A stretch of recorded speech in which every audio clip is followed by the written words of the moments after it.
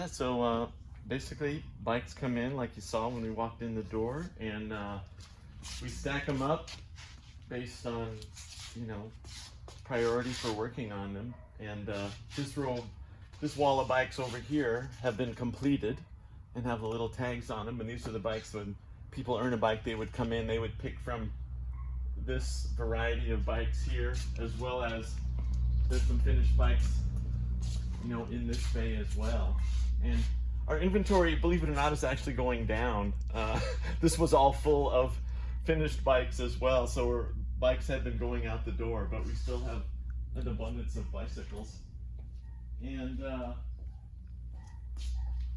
even did, well, we've got a fat tire bike, we got a couple e-bikes with batteries that don't work, you know, donated to us. We don't like to take those, but sometimes they just show up before we can say we can't work on them.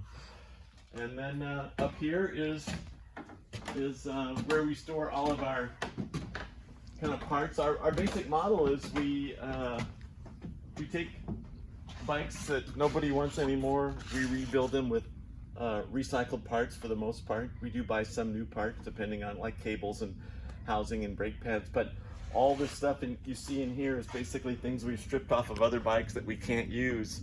And then this is where we come to get parts when we need to, you know, rebuild or replace a part. So we've got seat tubes and derailleurs and all the different kind of brakes and training wheels and kickstands and wheels hanging off everywhere.